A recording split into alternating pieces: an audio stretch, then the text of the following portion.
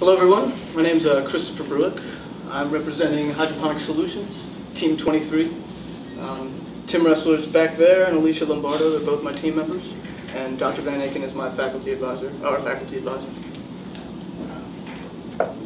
This is our abstract. It's on the website. Our objective was to design a hydroponic system that could test the capacity of a plant to remove silver nanoparticles from a contaminated water solution. The plant we used was poplar plants, Populus trichocarpa, black cottonwood, indigenous to the northwest of the United States, and the phytoremediation mechanism was rhizofiltration. Background information. So nanomaterials are really an engineering marvel. Their high surface area ratio to volume leads them to be applicable in mechanical applications, thermodynamic applications, such as carbon nanotubes to increase the resistance to stress within a material. It has applications in photovoltaic cells. They're great, but because of this wide application that they have, there's an unregulated applications at the time. They pose a serious threat to the environment, as they are currently very understudied. Thus, they are an emerging contaminant. So they've exhibited toxic effects on various plants and organisms, and so we want to figure out a way to clean them out of a contaminated site, as no removal process currently exists. And most importantly, the mechanism of removal is what we're focusing on. So this is a SolidWorks drawing of what our project looks like. It has two reservoirs where we can sample and place pumps. It has 2 plant chambers. It has a maximum capacity of 8 plants. The real benefit of this design is that the water can circulate in a clockwise or counterclockwise motion, depending on the orientation of the pumps, which guarantees maximum exposure of the silver nanoparticles to the plant root system. The system is PVC, which was beneficial for many reasons, It's available, it's cheap, it lasts 100 plus years. It has a very low roughness, which increases the efficiency of energy required to use the pumps, for the pumps. Materials, like I said, we have two pumps. They were submerged propellers. This, again, simulated a flow-through system similar to that of a wetland, as plants would be in series in a wetland. The pumps induce turbulence, which we hypothesized would promote would mix the particles around, and it would also provide aeration, which is required for the plant's uptake of chemicals and nutrients. The PVC, like I said, has low roughness and is cheap. It's theoretically inert, and we read that it would not interact with the silver nanoparticles, and it wouldn't induce sedimentation and electrostatic attraction. So our technical design constraints, the most important one was that we had the particles suspended in the solution for as much amount of time as we could, at least for the duration of the experiment. Plant density, when we wanted to make sure that they were apart from each other enough to prevent crowding from the light above, to make sure that each plant had sufficient space to grow to their maximum potential. Aeration, like I said, it requires oxygen for the uptake of nutrients. Flow velocity was important because that was a critical aspect of maintaining suspension of the particles and initiating suspension should they settle on the bed. And the angle of deflection of the roots was simply, we wanted to make sure that the roots weren't deflecting too much so that we could maximize the cross-sectional area of all the roots within the system. Non-technical constraints. The cost of $2,100 was included testing materials, included nanoparticles, it included nitric acid, all of the several tries at the prototype. So our actual system cost is a little lower than that. It's reproducible. It's very simple. It's easy to isolate the variables. The lifespan, again, PVC is cheap and it lasts forever. So size is 1.22 meters, which is the average width of or depth of a chemical hood, which is less than the width, so it fits in any lab's chemical hood. In practicality, again, it's simple. There's only 4 parts, 2 pumps, and you cement it together, and it's good to go. This is our first prototype. As you can see, there are mature plants in the picture to the right. We use sponges as immobilization devices. Here's a picture of us drilling the holes in, getting ready. We actually drilled additional holes for the hydraulic testing of the pitot too. Again, very simple. It's only a few components.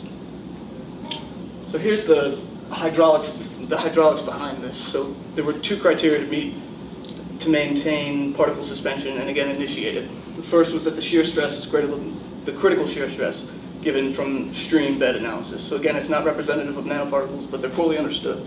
So we had to go start from somewhere. So the shear stress is a function of the specific weight of the fluid that's flowing through it, the hydraulic radius, which is simple to calculate because it's constant throughout the system, and the energy slope. The energy slope is difficult because given that we don't know the height of the fluid throughout the system and the velocity at the same time, we had to assume that the height would be constant throughout. Based on that assumption, we could do a direct step method from each point throughout. This big jump here is where the second pump comes into play. So it's basically symmetrical around the system for the energy loss. So we take the smallest change in energy slope, plug it into the shear stress, and compare that to the value given by Leopold, a view of the river for particles smaller than 0.01 micron. And then to maintain the suspension so that's for a set of particles that have settled on the bed and the shear stress of the fluid needs to rupture them from the bed. And then to maintain suspension, the shear velocity of the fluid needs to be greater than the settling velocity of the particle, which was determined using Stokes' law because it's such a small particle, and the Reynolds number around it, the immediate flow regime, was less than 1, so it was applicable. And here you can see Stokes' law and the shear velocity equation, which is actually a function of the shear stress, so it's all very intertwined. So in order to do any experiment, to perform any testing, we needed a method to analyze the concentrations of the silver nanoparticles within the solution.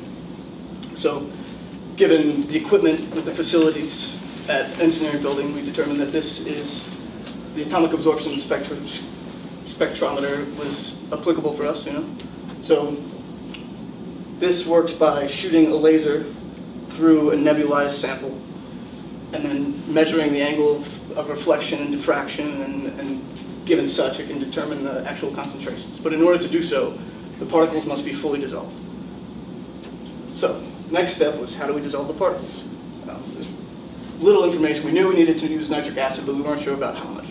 So we created stock solutions with known concentrations, created several samples, and then added varying concentrations of nitric acid within each sample, measured it with the atomic absorption spectrometer, and calculated the percent error.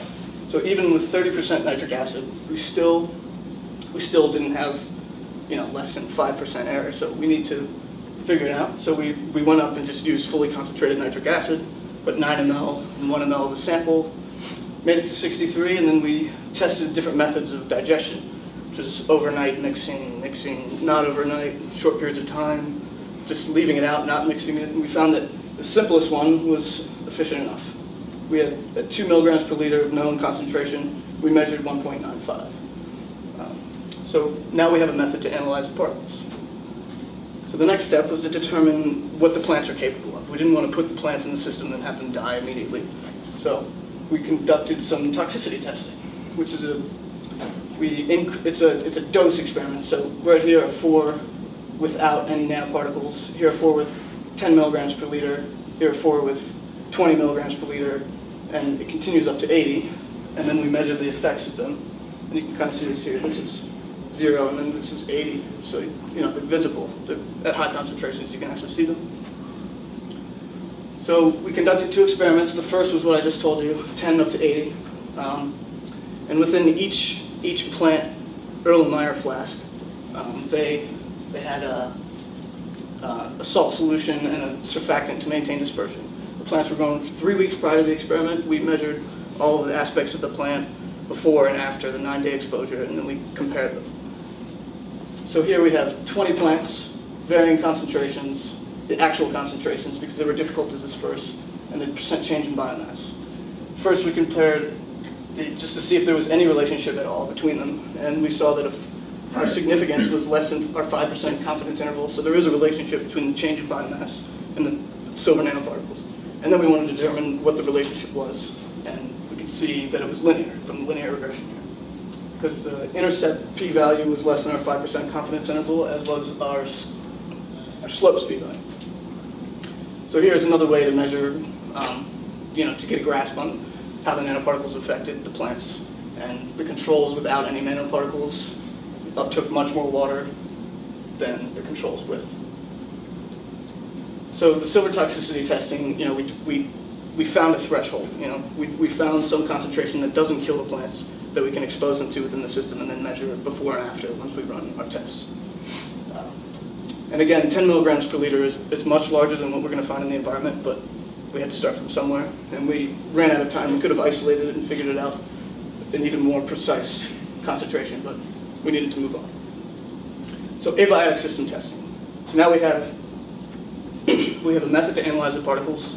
We have the threshold that the plants can be exposed to. So now we need to make sure that our system does not contribute to significant amounts of settling without the plants. And if so, we need those results to compare once we put the plants in. So the abiotic system, non-living, was tested at 50 and 10 milligrams per liter, tested every 15 minutes for 5 hours, and then one time 24 hours after the experiment.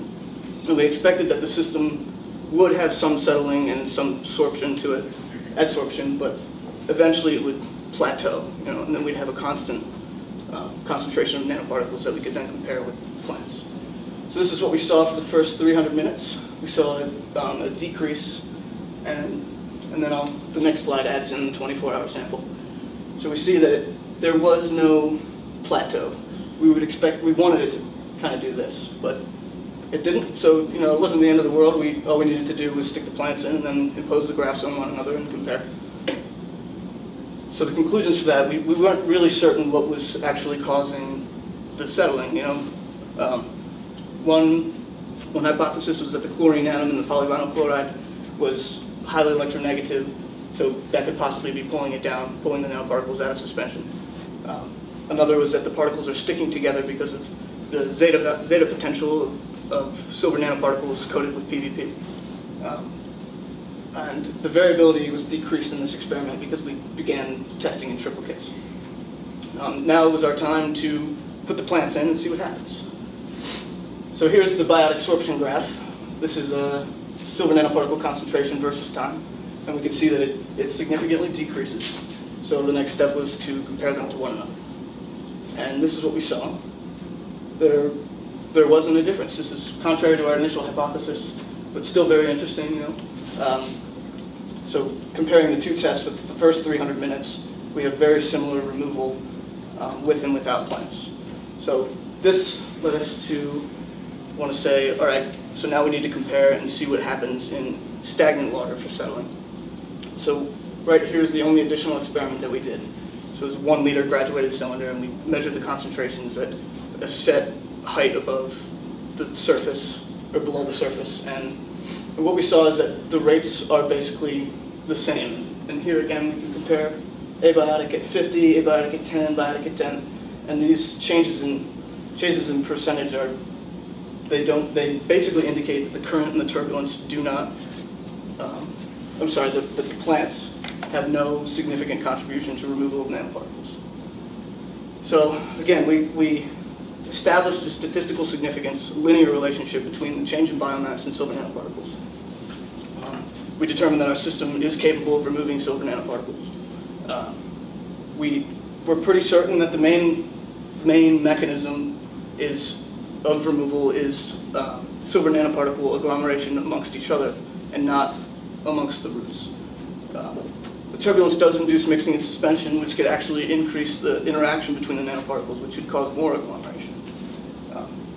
So again, contrary to current belief, or again, this hasn't been studied as much, but the removal rates from plants are only a minor mechanism versus the sedimentation of the particles due to the attraction between each other.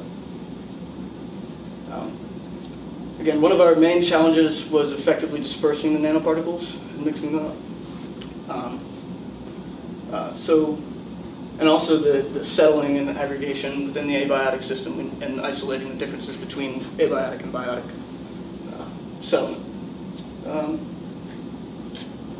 Here we go. This is our budget. We won the CARES grant. We had significant funds for the project. This is our schedule update. We are all up to date. And up until now, we've pretty much done everything that we set out to do. We've accomplished our goals. We've run abiotic testing, biotic testing, settling experiments, and in stagnant water, no flow zones, and we've seen results. So, questions?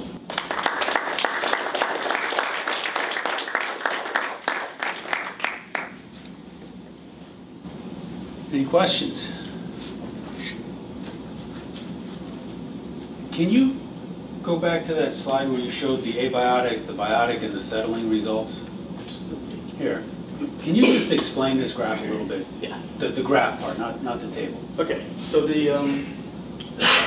so this compares settling or the changes in concentration over time for most of our experiments. Okay. One without plants, which is the abiotic at 50 milligrams per liter.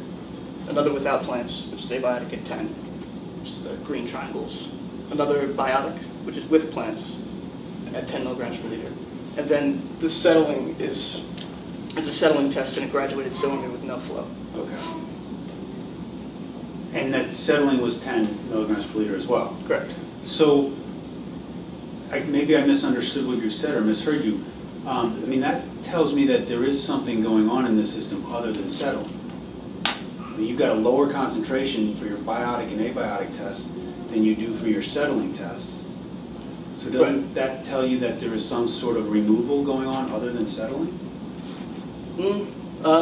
So the initial concentration, to compare the removal, is to look at the last point versus the initial. It was more difficult to fully disperse the nanoparticles in the big system because it was 16 liters versus 1 liter. Okay. So we're putting 500 ml of the stock solution, concentrated solution, in this system that's running around. So it takes a little while for it to fully mix. And again, those stock solutions are more concentrated than the stock solution we use in the settling. So there's more particle agglomeration occurring from the trip to the ultrasound bath to the system. So it's just much more difficult to effectively mix them in the larger system. So are you saying that ultrasound. when I'm looking at the settling data, the removal rate looks like you're getting, I don't know, about between 8 and 6 milligrams per liter from your settling test. But in your abiotic and biotic testing, you're looking at from 4 to 2 milligrams per liter. I'm sorry, these are the concentrations that are in the system. Right. So it's not how much it's removing at that time. Right, but if you started with 10 milligrams per liter and you've only got 2 milligrams per liter after 100 minutes, there's removal going on. Right. And it seems like there's a lot more removal for the biotic and abiotic test than there is for the settling test. I mean, the difference, what it's removing in the biotic and abiotic at 10 milligrams per liter is only 2 milligrams. What we're removing in the settling velocity is, or the settling test is only 2 milligrams. Okay. The variability of the abiotic at 50 it's difficult to conclude. Okay, right, but it's even well, if you go out to 100 minutes, you've removed 4 milligrams in the settling test and you removed 8 milligrams in the biotic and abiotic test. That's a big difference in removal. Right, abiotic, all right, so another contribution would be that the more particles that are in there, the more agglomeration is actually happening. But again, the settling is only a difference of 2 milligrams. So are you saying that there's no significant difference between your settling results and the initial concentration? Not in comparison to the difference between the settling results of the flow test and the initial concentration. Have you done the statistical analysis to show that? I don't understand what's difficult to decipher and distinguish that the rate of removal of the biotic and abiotic tests is different than the settling test. I think it is. It's an identical slope. I mean, we could, I don't know, without having the equation. At 100 minutes, yeah. You've got 80% removal for the biotic and abiotic test. Is that correct? Am Am I correct in that interpretation? 100 minutes abiotic and biotic. You've got 80% removal. 50. You started with 10 in your system, and you've only got 2 in your results. Yeah, we intentionally started with 10, but Right. the difficulty of dispersion made it that we actually only started with 4. You only started with 4. Right. So this is the time 0, and this is the concentration. Okay, so all right. So then, all right, so you have 50% removal, but, right. Which is equivalent to the removal of settling without flow. Okay. So thus All right, leading that's where I was unclear. I did not understand that. So, Okay. so that leads us to believe that the particle agglomeration due to attraction between the particles has much greater significance than turbulence and current. So how does the 10 milligram per liter in your experiment compare to what you would expect to find in an environmental situation? Much greater. It's much greater. And we could have used a much lower concentration, but we knew how the plants were affected at 10 milligrams per liter. And we could say that because of the linear relationship, at lower concentrations it would have a lower amount, but really we don't know what's going on between the 0 and 10 milligrams per liter, and so we decided to go with 10. Okay. Any other questions? Is there time for one more question? Sure. So Dr. Allen raised a few good questions, and indeed, I mean, we don't know anything about the mechanism because we see a removal, we assume that the plants don't take up, but actually we have a high level of removal, so it's very possible. What kind of additional analysis could you do to figure out what mechanism is in action here? It goes biotic test. We could run simple tests with just shaking to decipher between the mechanism of how much actually the roots are pulling off by themselves. For instance, yeah. Yeah, so we could have an individual isolated test where we just shake up a smaller concentration, use more accurate testing methods like inductively coupled plasma mass spectrometry or something that's going to give us higher accuracy at low concentrations. Because when we did pull out the roots in the biotic test, you could see particles on the roots, so they are removing stuff. And at low concentrations, what we find in the environment, it could work. But at these high concentrations, we don't know. We could run tests of the PVC and actually figure out how much is settling to the walls and not settling as a result of insufficient currents. Yeah, in one word, you can run mass balances. Yeah. So that means you could analyze the metals that are associated with the roots very easy by mineralization. That's true. Yes. Yeah. And then have a kind of mass balance and determine where it's located, where are located the particles. Yeah. Yeah. And that would give us a precise value of actually how much they're removing. So in a test with low concentrations, they might remove significant amounts. Okay. Thank you.